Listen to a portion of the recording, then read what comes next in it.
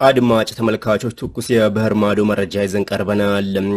ላይክ ሰብስክራይብ ማድረግ ማድመጥ እንድትጀምሩ በአክብሮት ጋብዘናል። የሩሲያ ድል ቀጥሏል። ፑቲን ለሰራዊታቸው የእንኳን ደስ ያላችሁ መልእክት አስተላልፈዋል።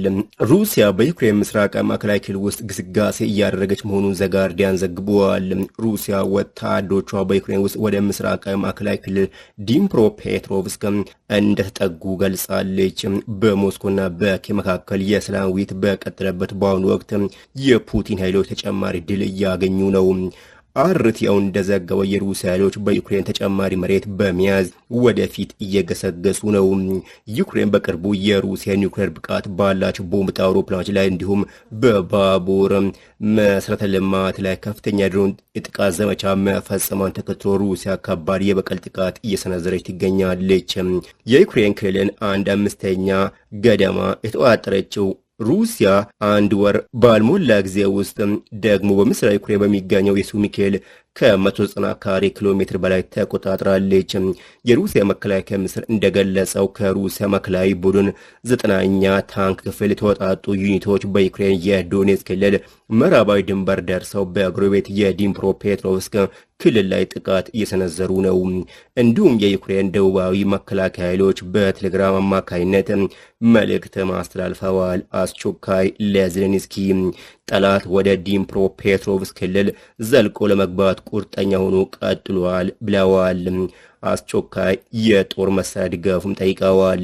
ወታደሮቻችን በጀግንነትና በብልሃት የፊት መስመሩን ክፍል በመጠበቅ የጠላትን ስልት በማደናቀፍ ላይ ይገኛሉ በማለት ተናግረዋል። የሩሲያ ኃይሎች ጥረት የማይቋረጥና የማይቆም ነው በማለት ተናግረዋል። ለዚህም የዩክሬን መንግስት የጦር መሳሪያ እንዲያቀርብላቸው ጠይቀዋል። ይህ በእንዲህ ያለ ዩክሬን ለሶስተኛ ተከታታይ ቀን በፑቲን የበቀል ጥቃት እየደረሰባት ነው። ከ1000 በላይ ለጥቃት የተዘጋጁ የዩክሬን ሰው አልባ አውሮፕላኖች ወይም ድሮኖችን ወድመዋል ተብሏል። ኪየቭ አዳሩን በድጋሚ በመቶ ድሮንና ሚሳኤል ተመታለች ሲል አርቲአውን ዘግቧል። የሩሲያ ሚዲያዎች ወታደራዊ ስፍራዎችና መሰረተ ልማቶች ኢላማ መሆናቸውን ገልጸዋል።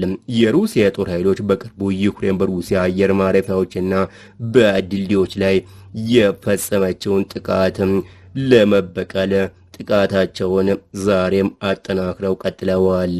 የዩክሬን ባለስልጣን ሩሲያ በአንድ ጀንበር 400 ድሮኖችንና ሚሳይሎችን ተጠቅማ ከባድ ጥቃት በኪየቭና በሌሎች በዩክሬን ቁልፍ ከተሞችና አካባቢዎች ላይ ፈጽማለች ብለዋል።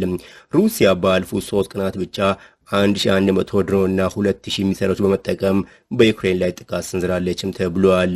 የኪየቭ ባለስልጣናት የባለፉት 3 ቀናት የሩሲያ ጥቃት በጦርነቱ እስካሁን ተፈጽሞ የማያውቅ እጅግ ከባድ መሆኑን ገልጸዋል ሲል አልጄዚራ ዘግቧል።